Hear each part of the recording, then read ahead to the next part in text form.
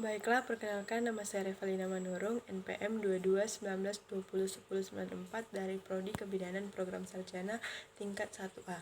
Baiklah, di sini saya akan menjelaskan tentang tekanan dalam kandung kemih. Tekanan dalam kandung kemih, di mana peninggian tekanan di dalam kandung kemih dan sphincter ureter yang berhubungan erat dengan jumlah urin yang terkandung di dalamnya. Sifat kandung kemih ini dapat mengalami peregangan oleh penambahan volume. Kemudian tekanan dalam kandung kemih dapat diukur dengan memasukkan kateter yang mempunyai ukuran tekanannya melalui uretra sampai ke kandung kemih. Secara langsung tekanan dapat diukur dengan memasukkan jarum melalui dinding perut ke dalam kandung kemih. Kemudian tekanan kandung kemih akan meninggi waktu kita batuk, mengedan, dan jongkok. Keadaan stres bisa juga menyebabkan peninggian tekanan di dalam kandung kemih yang disebabkan oleh nervus atau saraf. Alat untuk mengukur tekanan dalam kandung kemih ini disebut dengan sistometer. Kemudian peningkatan tekanan yang terjadi pada kandung kemih ini adalah akibat dari adanya akumulasi atau pertambahan secara terus-menerus volume air kencing atau urin.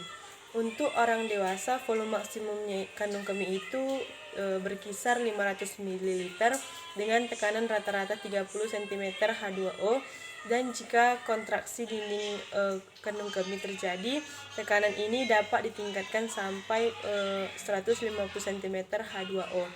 Kemudian ada anak-anak laki-laki, kadang-kadang dia sering menggunakan cara yang klasik untuk mengukur seberapa besar tekanan kandung kemihnya dengan melakukan kencing secara vertikal mengarah ke suatu tembok dan mengukur tinggi maksimum semburan yang dicapai. Kemudian untuk orang penderita prostatik atau saluran kandung kemihnya tersumbat, tekanan kandung kemihnya itu dapat mencapai lebih dari 100 cm H2O, dan tekanan pada kandung kemih dapat bertambah pada saat kita batuk, saat duduk, dan pada saat keadaan tegang.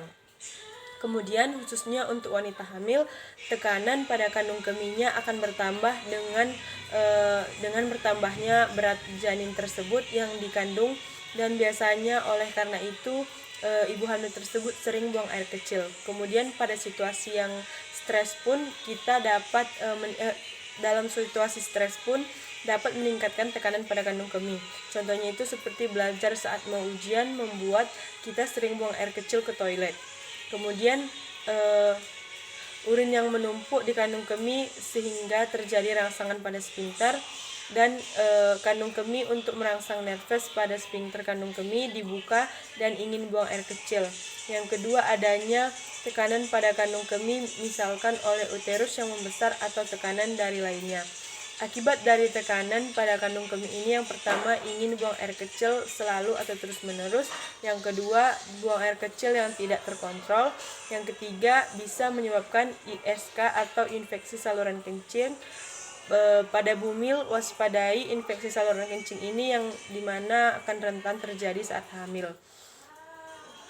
Kemudian bagaimana sih cara penanganannya? Yang pertama itu mengurangi minum menjelang tidur, yang kedua menjaga kebersihan diri, dan yang ketiga periksa ke dokter jika